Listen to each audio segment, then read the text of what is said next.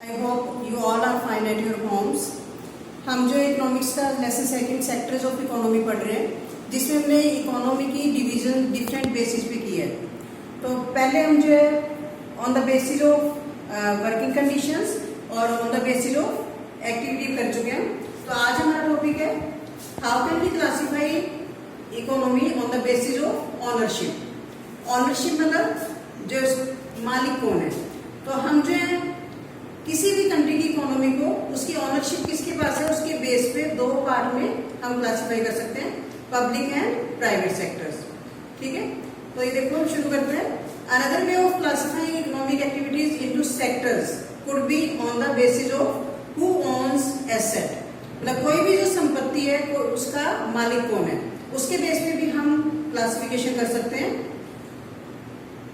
And is responsible for the delivery of services, या फिर जो सर्विसेज है वो कौन डिलीवर कर रहा है, गवर्नमेंट कर रही है या प्राइवेट सेक्टर कर रहा है। तो उसके बेस पे हम जो है प्राइवेट और पब्लिक सेक्टर में उसकी डिवीजन कर सकते हैं। In the public sector the government owns most of the asset. Public sector में ज्यादातर जो ऑनरशिप किसकी होती है, गवर्नमेंट की होती है, और सभी सर्विसेज गवर्नमेंट प्रोवाइड करती है। लेकिन जो प्राइवेट सेक्टर है उसमें ऑनरशिप जो एसेट पे और जो सर्विसेज की डिलीवरी है वो किसके हाथ में होती है, प्राइवेट इंडिविजुअल के हाथ में या कंपनीज के हाथ में। एग्जांपल के लिए जैसे रेलवेज, पोस्ट ऑफिस, ये पब्लिक सेक्टर के एग्जांपल है। इनकी ओनरशिप सारी गवर्नमेंट के पास है, गवर्नमेंट इनकी ओनर है। कोई भी प्राइवेट सेक्टर इसमें अपनी जो है ओनरशिप नहीं रख सकता। लेकिन Tata iron and steel company limited, जिसको टिस्को बोलते हैं, या रिलायंस इंडस्ट्रीज लिमिटेड रेल, ये जो है प्राइवेटली ओन्ड है, यानी कि इनकी ओनरशिप किसके पास है, एक प्राइवेट पर्सन के पास या ग्रुप ऑफ पर्सन के पास। तो इस तरह से पब्लिक और प्राइवेट में भी हम डिवीजन कर सकते हैं। तो प्राइवेट जो सेक्टर की जो सर्विसेज हैं वो, उसमें जो इन्वेस्टर है या जो ओनर है उसका मेन मोटिव क्या होता है, प्रॉफिट अर्न करना। तो इसमें to get such services we have to pay money to these individuals and companies। अगर हमने प्राइवेट सर्विसेज या प्राइवेट जो इंडिविजुअल्स की सर्विसेज को लेना है तो इसके लिए हमें उसके बदले में बहुत ज्यादा मनी पे करनी पड़ेगी। ठीक है, जैसे हम मान लो प्राइवेट स्कूल में पढ़ते हैं या प्राइवेट हॉस्पिटल में जाते हैं तो उसके बदले में हमें पैसा बहुत ज्यादा खर्च करना पड़ता है। लेकिन जो पब्लिक सर्विसेज होती है उनका जो मोटिव है वो क्या होता है, प्रॉफिट अर्न करना नहीं होता। जो गवर्नमेंट है वो पब्लिक वेलफेयर के लिए काम करती है। जो गवर्नमेंट है वो टैक्सेस इकट्ठे करके जो है वो पैसा इकट्ठा करती है और इन सर्विसेज को देने के लिए वो टैक्सेस का पैसा जो है वो लोगों पर खर्च करती है। तो मॉडर्न डेज में जो गवर्नमेंट है बहुत सारी चीजों पे, बहुत सारी एक्टिविटीज पे पैसा खर्च करती है। ये एक्टिविटीज क्या है ये हम आगे बढ़ेंगे। और गवर्नमेंट जो है ये खर्चा क्यों करती है, जो गवर्नमेंट जो है वो लोगों को सर्विसेज देने के लिए, लोगों को सहूलियत देने के लिए पैसा क्यों खर्च करती है, ये अब आगे बढ़ेंगे। तो सबसे पहले there are several things needed by the society as a whole. मतलब सोसाइटी को बहुत सारी चीजों की जरूरत होती है which the private sector will not provide at the reasonable cost. जैसे मैंने बताया कि प्राइवेट जो सर्विसेज है उनकी कॉस्ट बहुत ज्यादा होती है। तो अगर पब्लिक को जो है जरूरी सर्विसेज देनी है तो उसको जो है प्राइवेट सेक्टर बहुत कॉस्टली देगा। तो वो चीजें सोसाइटी को गवर्नमेंट बहुत ही कम पैसों में अवेल करवाती है। तो some of these need spending large sums of money. ये जो चीजें हैं उसमें बहुत सारा पैसा खर्च होता है जो कि प्राइवेट सेक्टर की कैपेसिटी से बाहर है, यानी कि प्राइवेट सेक्टर उस पर इतना खर्चा नहीं करेगा, रिस्क नहीं लेगा। तो also collecting money from thousands of people who use these facilities is not easy. जैसे गवर्नमेंट तो टैक्सेस के थ्रू पैसा इकट्ठा कर लेती है, लेकिन जो प्राइवेट सेक्टर है वो इतना पेन नहीं लेता कि जिन लोगों को वो सर्विसेज दे रहे हैं उनसे वो टैक्सेस की फॉर्म में या जो उसके पैसा इकट्ठा करे, तो ये पॉसिबल नहीं होता। इवन इफ दे डू अगर वो ऐसा कर भी लेते हैं इन चीजों के लिए पैसा इकट्ठा पब्लिक से, तो उसके बदले में वो उनसे बहुत ज्यादा रेट चार्ज करेंगे। एग्जाम्पल के लिए मान लो रोड्स की कंस्ट्रक्शन करनी है, बड़े बड़े ब्रिजेस बनाने हैं, रेलवेज बनानी है, हार्बर्स बनाने हैं या इलेक्ट्रिसिटी जनरेट करनी है या फिर डैम्स बना के बड़े बड़े इरिगेशन देनी है फार्मर्स को, तो इस पे बहुत सारा अरबों रुपए जो खर्च हो जाता है। तो गवर्नमेंट जो है ऐसी जो हैवी स्पेंडिंग कर सकती है, लेकिन जो प्राइवेट सेक्टर है, प्राइवेट पर्सन हैं, वो ये स्पेंडिंग नहीं करेंगे क्योंकि इसमें बहुत ज्यादा रिस्क है। तो सबसे पहला कारण कि जो गवर्नमेंट है ये पब्लिक फैसिलिटीज क्यों प्रोवाइड करती है, लोगों की बेसिक नीड्स को पूरा करने के लिए। फिर इसके बाद there are some activities which the government has to support. ऐसी बहुत सारी एक्टिविटीज हैं जिसको गवर्नमेंट को सपोर्ट करना होता है। तो प्राइवेट सेक्टर जो है वो उसको सपोर्ट नहीं करना चाहेगा क्योंकि वो प्रॉफिट मोटिव से काम करता है।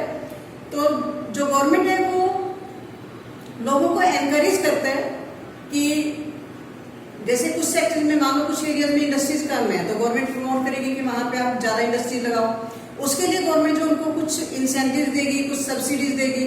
लेकिन प्राइवेट सेक्टर जो लोगों के बारे में नहीं सोचेगा। एग्जाम्पल के लिए मान लो जो इलेक्ट्रिसिटी की कॉस्ट जितनी भी पड़ती है, जो इलेक्ट्रिसिटी जनरेशन करते हैं हम, उसकी जितनी कॉस्ट है अगर उसी कॉस्ट पे लोगों को, फार्मर्स को या इंडस्ट्रीज को जो इलेक्ट्रिसिटी अवेल करवाई जाए तो उसकी कॉस्ट बहुत ज्यादा हो जाएगी। तो उसको जो है कई लोग अफोर्ड नहीं करेंगे, खास करके स्मॉल स्केल यूनिट्स हैं उसको अफोर्ड नहीं करेंगी और उनको अपनी जो यूनिट्स हैं, अपनी जो स्मॉल स्केल इंडस्ट्रीज है वो बंद करनी पड़ सकती है। यहाँ पे गवर्नमेंट जो है क्या स्टेप ले सकती है, वो उनको जो है इलेक्ट्रिसिटी कॉस्ट से भी कम रेट पे अवेल करवा सकती है, ठीक है, जिससे कि इंडस्ट्री जो है वो बनी रहे और इंडस्ट्रीज उनको अफोर्ड कर सके। तो ऐसा काम केवल गवर्नमेंट ही कर सकती है, प्राइवेट सेक्टर नहीं कर सकता। तो इस तरह से हम ये पढ़ रहे हैं कि गवर्नमेंट जो सेक्टर की क्या इंपॉर्टेंस है। फिर है similarly government in India boys wheat and rice. तीसरा गवर्नमेंट जैसे क्या काम करती है कि गवर्नमेंट फार्मर से व्हीट और राइस जो है वो फेयर प्राइसेस पे खरीद लेती है। आपने 9th क्लास में पढ़ा है कि जो है मिनिमम सपोर्ट प्राइस पे जो गवर्नमेंट है वो फार्मर से जो ये ग्रेन खरीद लेती है, उसको फिर गोदाम में जो स्टोर करके रखती है और फिर पीडीएस जो ये शॉप्स हैं पब्लिक डिस्ट्रीब्यूशन की, उसके थ्रू जो है बहुत ही कम प्राइसेस पे कंज्यूमर्स को वो जो है राशन शॉप्स के जरिए डिस्ट्रीब्यूशन करती है। तो ये भी काम जो है वो गवर्नमेंट ही करती है, प्राइवेट सेक्टर नहीं कर सकता। तो ये इस तरह से गवर्नमेंट जो है लोगों को फूड सिक्योरिटी प्रोवाइड करती है। तो गवर्नमेंट को इसके बदले में कुछ कॉस्ट बियर करनी पड़ती है, लेकिन लोगों को बेसिक फैसिलिटीज जैसे खाना लोगों की बेसिक नीड है तो उसको अवेल करवाने के लिए गवर्नमेंट जो ये स्टेप उठाती है। इसके बाद फिर there are a large number of activities which are the primary responsibility of government. कुछ ऐसी एक्टिविटीज होती हैं जो कि गवर्नमेंट की भी रिस्पॉन्सिबिलिटीज है, तो उनके लिए भी गवर्नमेंट पैसा खर्च करती है। जैसे गवर्नमेंट जो है उसको हेल्थ फैसिलिटीज, एजुकेशन फैसिलिटीज जो लोगों को देना, उसकी जो है वो रिस्पॉन्सिबिलिटी है। तो इसके लिए जो गवर्नमेंट है वो प्रॉपर स्कूल्स बनाएगी, क्वालिटी एजुकेशन देगी, खास करके एलिमेंट्री यानी कि प्राइमरी एजुकेशन 5th तक की एजुकेशन गवर्नमेंट जो है वो फ्री देती है।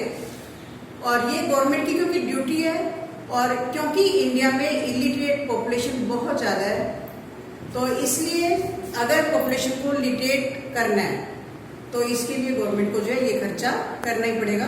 तो गवर्नमेंट जो free education, mid day meal, इस तरह की फैसिलिटीज जो है वो लोगों को देती है। इसी तरह से हमारे कंट्री में जो आधी के करीब जो पॉपुलेशन है वो बच्चों की, वो माल नोरिश्ड है, उनको जो है प्रॉपर खाना नहीं मिलता, अंडर नोरिश्ड है वो।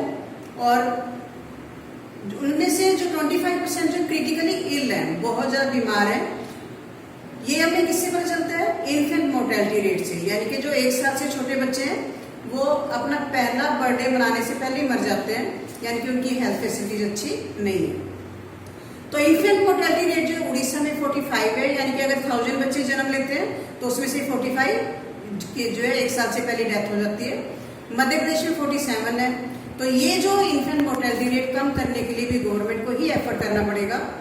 तो ये जो रेट बहुत ज्यादा है, ये जो कई जो पुअर कंट्री है उससे भी ज्यादा है ये इन्फेंट मोर्टेलिटी रेट। तो इसको ठीक करना ये भी गवर्नमेंट की रिस्पॉन्सिबिलिटी है। इसके लिए गवर्नमेंट जो है हेल्थ फैसिलिटीज पे ज्यादा खर्चा करती है।